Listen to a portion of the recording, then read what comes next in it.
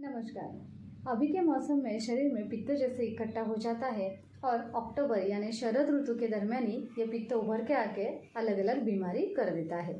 पित्त जब ये बिगड़ जाता है तो रक्त भी बिगड़ जाता है और इसकी वजह से अलग अलग त्वचा विकार जैसे कि अर्टिकेरा यानी स्किन पे फफोले आ जाना, सोराइसिस, स्किन पे खुजली आना, इचिंग सा लगना, इसके साथ ही जो रैशेस आ जाते हैं या फिर पैरों में या आँखों में जलन सा लगना, पूरे शरीर में बर्निंग सा लगना आदि सारी जो तकलीफ़ें हैं बढ़ी हुई दिखाई देती हैं।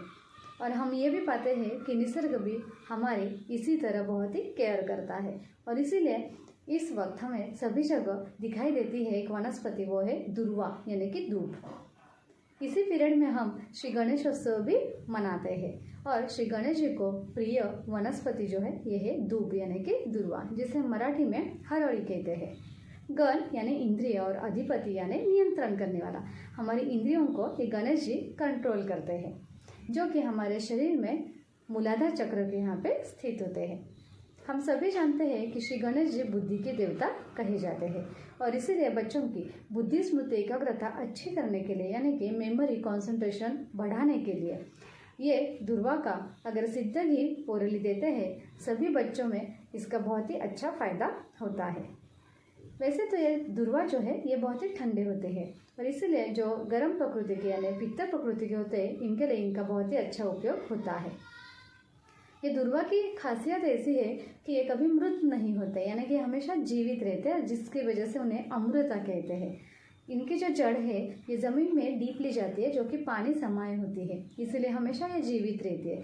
और इसी कारण से जब ड्रॉट आ जाता है तब जानवरों के लिए खाने के लिए जब देते हैं तो सुविधा हो जाती है। ये जब नागिन यानी कि जिसे हम हर्पिस कहते हैं तो इसे वक्त में चावल के पानी के साथ दुर्वा का रस अगर उन बॉर्डर्स को लगाते हैं तो ये हर्पिस जो है वो बढ़ती नहीं और जलन भी कम हो जाती है।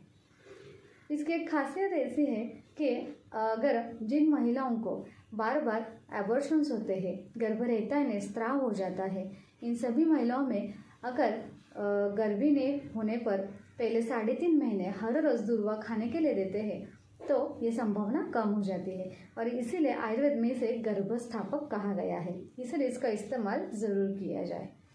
इसके साथ ही ये वर्ण भी कहे गए यानी कि रंगों को अच्छा कर देते हैं, गोरा कर देते हैं, इसीलिए गर्भिणी में इसका उपयोग आप ज़रूर करें। साथ ही जब नाक से एनल रूट से खून आता है या फिर स्त्रियों को माहवारी में ज़्यादा ब्लीडिंग होता है यानी कि हेवी अगर मेंस्ट्रुअल ब्लीडिंग होता है तो इन सारे ब्लीडिंग टेंडेंसीज के लिए हमें ये जो ठंडी दुर्वा होती है इसका बहुत ही अच्छा उपयोग होता है। इसे आप नाक में इसका रस डाल सकते हैं और ओरली भी इसका उपयोग ले सकते हैं तो ब्लीडिंग तुरंत रुक जाता है।